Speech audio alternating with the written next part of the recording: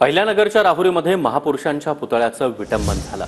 संतप्त जमावानं 3 तास नगर मनमाड महामार्ग रोखून धरला होता। रास्ता रोकोनंतर जमावाचा पोलीस ठाण्यासमोर ठिय्या।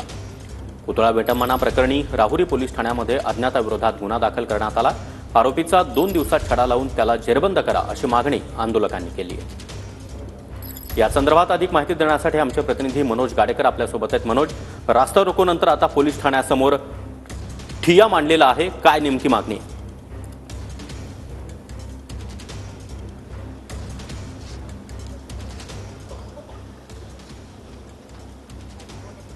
सागर, आपण जर बघितलं तर अहिल्यानगरमध्ये राहुरी शहरातील तालीम आहे आणि त्या ठिकाणी एक महापुरुषाचा पुतळा होता आणि त्याची विटंबना करण्यात आली। अज्ञात समाजकंटकांना ही पुतळ्याची विटंबना केल्याचं समोर आल्यानंतर जमाव जो आहे, नागरिक जे आहेत ते संतप्त झाल्याने जवळपास 4 तास रास्ता रोको आंदोलन जे आहे नगर मनमाड महामार्गावर करण्यात आलं। हेच ते तालीम आहे जिथे ही घटना घडलेली आहे आणि मोठा पोलीस बंदोबस्त जो आहे तो या तालीम परिसरामध्ये आपल्याला पाहायला मिळतोय आणि पोलीस जे आहेत ते पेट्रोलिंग देखील करतायत। कोणताही अनुचित प्रकार घडू नये यासाठी पोलिसांकडून प्रयत्न सुरू आहेत। खरं तर 4 तास चाललेल्या रास्ता रोको आंदोलनादरम्यान नक्कीच मनोज, या सर्व संपूर्ण परिस्थितीकडे आपलं लक्ष असेलच। धन्यवाद या माहितीसाठी।